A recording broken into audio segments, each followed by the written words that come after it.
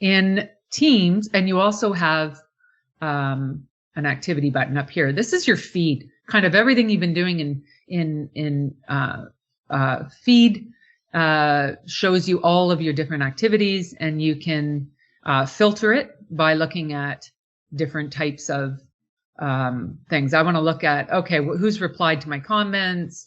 How many missed calls did I have, if any? What's trending?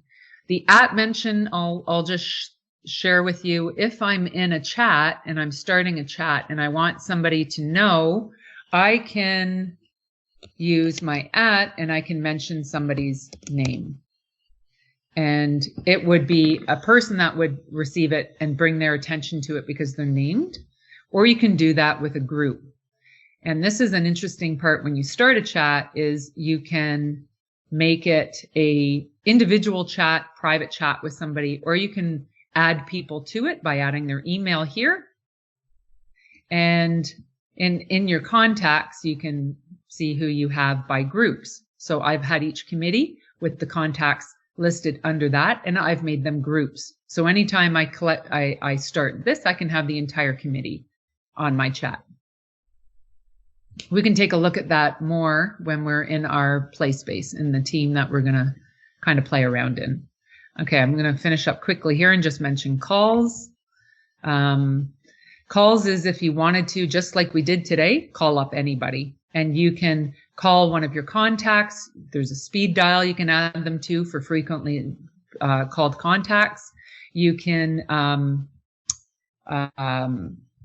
call a new group. So I can create a group contact name like I did with my committees, and I call the whole group at the same time. And this is where they populate. So you're going to see my committees here. Here's us in Team Up for Education. Some people I started to add as that group, and I could call them all at once. So there's kind of an overview of different functionality. The things that we might spend a little bit more time in is if you are in a team and you're the owner of the team. Let's just talk about that for a little bit and go into manage team. These 3 dots at the top of the team bring you into the back end. And if you are the owner that created the team, here there can be multiple owners, and the 3 of us are owners inside this team for Team Up for Education. We have certain settings and abilities, permissions as an owner. Anybody else we add, we can control the members' permissions too in terms of what they're able to do, and guest permissions. The difference between a member and a guest is a member is going to have a McMaster. It's going to be part of our school in order to be, they'll be given member status, which has a bit more permissions than a guest. If somebody prefers to use an external email address, they'll be added as a guest and they'll have fewer permissions. But in the bigger picture, it's really control over your own postings to be able to add and delete. That's what it comes down to. And becomes very small difference between members and guests. If you wanted to add somebody to the team, you can generate a team code, copy that code, and you can send it. And people will be able to join using a team code, or you can invite. And what I've done is I've populated them in the back end just to keep it simple. I think Ilana will talk a bit more now that we get back into this team about the web version and the mobile version and the desktop version. I'm going to turn it back to you, Ilana. Great. Thanks, Lisa. And so just following up on that last comment about the code, what we have discovered currently with Teams is that if you are inviting guests to your call, they're not able to join with a code. So you actually need to set them up to invite them, and then they will need to go through the process of joining the team. And so some of you on this call may have had to do that when we invited you to the team. If you have a McMaster email address, you are in the system already, because everybody at McMaster has free access to Microsoft Teams and all of Office 365. So that's something to keep in mind also as you move forward. as Lisa mentioned, there are different versions of Teams. So when we think about where we work and the spaces we work in, Teams is really portable. And I, for one, really love it for that reason as well, because I can have it on my desktop. I can access it through the web. I can also access it on my phone. And that planner app that Lisa was showing you, where she labeled it activities, one of the great things about that is you can also download that as an app to your phone. So if you're someone like me who likes checklists and having organized buckets, I have Planner as a separate app on my phone, and I can go into Planner and look at my activities for any of the teams that I am part of. And I don't have to actually log into Teams to access that organization. And so I'm going to show you just really quickly at a high level, a couple other teams that I am part of and some other ways I'm using Teams from an education perspective. So I'm just going to share my Teams screen. So just give me a moment here. Okay, so I'm taking you into my Teams. And so I just need to click back to get to my Teams. So I am part of a number of different teams. If I scroll through, you can see there's a lot of different teams on mine because I play a number of different roles at the university, similar probably to many of you. And so a couple ways that I wanted to highlight that we are using Teams for education activities outside of the curriculum planning is that we're using Teams as our communication and collaboration platform for students. I teach the large undergraduate anatomy course at McMaster, and with the switch to remote teaching that happened back in March, we looked at using a platform, and in this case Teams, to be able to connect with our students. And so what we had done in Teams was set up a student group, which was the McMaster AMP student team, and I'll just open it up for you to see it.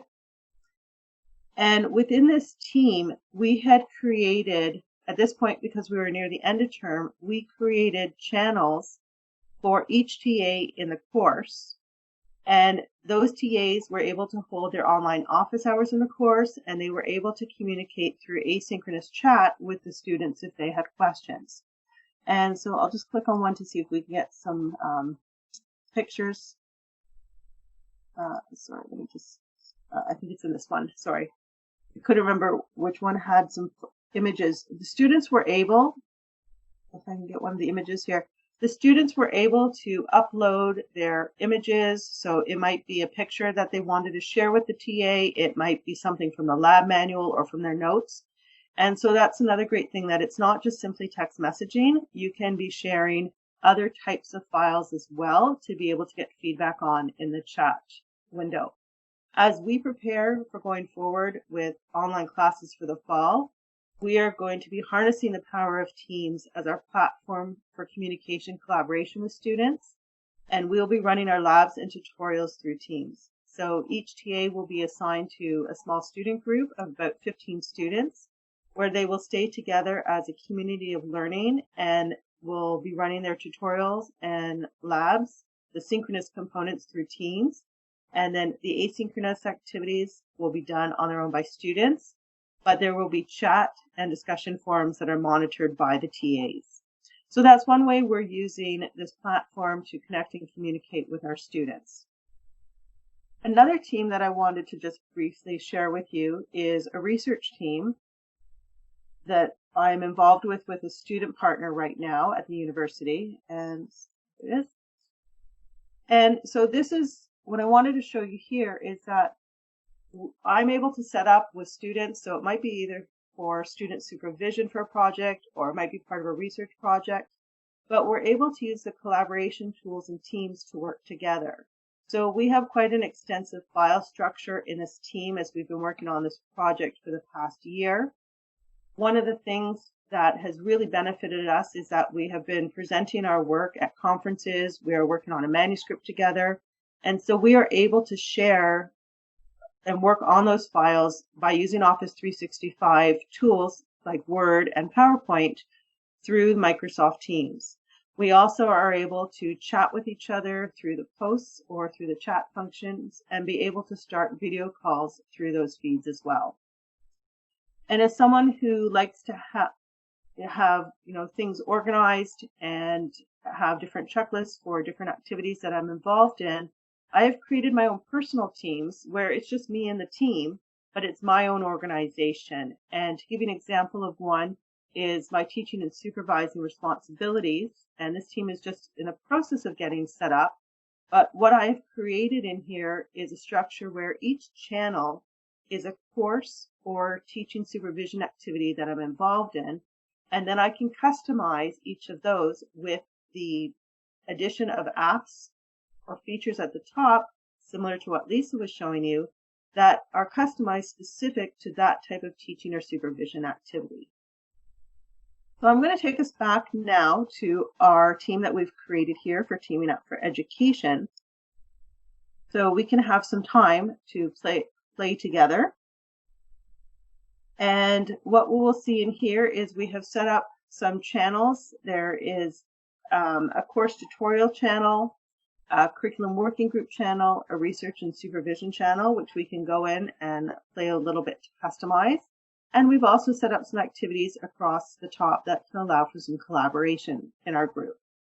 And so just to give you an idea of the course tutorials, we have not populated this one yet, but there is an opportunity here to add files. And I know one of the questions had come up in the chat about how do you upload a file. So I'm going to take this opportunity, since we're in the file section, to show you how to do an upload. So in course tutorials, perhaps I have students who are my TAs are going to need to be able to access some files, and I don't want to send it out through their emails. I want it in one place where it's easy to access. So I can click the upload button, and it's going to search from my desktop for the file. So in this particular case, I'm going to upload one from our anatomy group, and I want to upload the assignment instructions. And so this now will upload here, and then anybody within that team can access that file. What's nice about this as well is that you can upload files, or you can create a new file. So perhaps I want to create a new file. I have the option of clicking on New, clicking Word document perhaps, and this will be instructions as the name, and then a new file is created that can be shared. And this file then likewise could also be downloaded to your computer as well. So you have that ability to go back and forth between them.